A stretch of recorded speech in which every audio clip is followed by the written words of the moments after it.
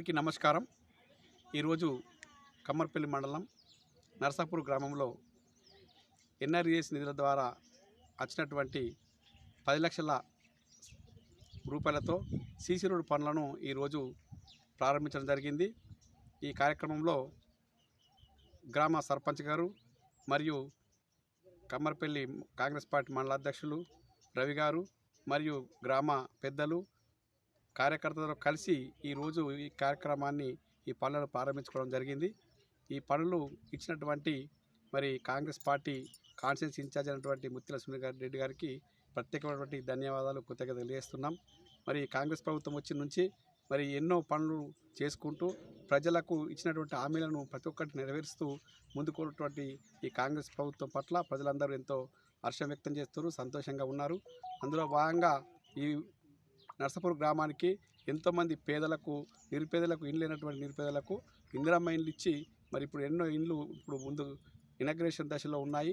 చాలా ఇండ్లు ఇవ్వడం జరిగింది. ఇంకా కూడా రేపటి నాడు ఎవరైతే ఖాళీ స్థలాలు ఉన్నాయో అటువంటి వాళ్ళకి కూడా ఇందిరమ్మ ఇళ్ళ కోసం కాంగ్రెస్ పార్టీ సిద్ధంగా ఉన్నది. మరి ప్రత్యేక చొరవతో పాటు ఎన్నో కార్యక్రమాలు చేస్తూ కాంగ్రెస్ పార్టీ ముందుకు పోతున్నది.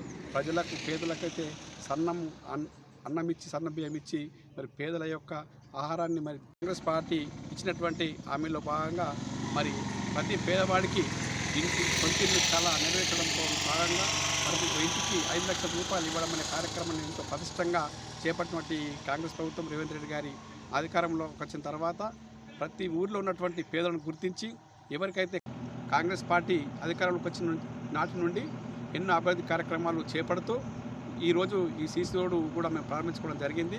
దాంతోపాటు మరి పేదలకు ఏదైతే ఆ రోజు ఎన్నికల్లో ఇచ్చినటువంటి హామీ ప్రకారంగా ఇందిరమ్మ ఇండ్లు ఇస్తామని అన్నాం. ఇందిరమ్మ ఇండ్లు ఎన్నో ఇండ్లు ఇవ్వడం జరిగింది. మరి రేపటి నాడు కూడా 2వ విడత ప్రారంభమవుతున్నది. 2వ విడతలో కూడా నేను ప్రత్యేకంగా ప్రజలకు విన్నయించుకున్నది ఏంటంటే ఎవరికైతే ఖాళీ స్థలాలు ఉన్నాయో ఖచ్చితంగా మీరు అందరూ దరఖాస్తులు చేసుకోండి. మీకు ఖాళీ స్థలం ఉన్నటువంటి ప్రతి పేద కుటుంబానికి ఇల్లు ఇవ్వడానికి కోసము కాంగ్రెస్ ప్రభుత్వం సిద్ధంగా ఉంది. కాబట్టి ఈ సందర్భంగా నేను ప్రత్యేకంగా నేను విన్నవిస్తున్నా.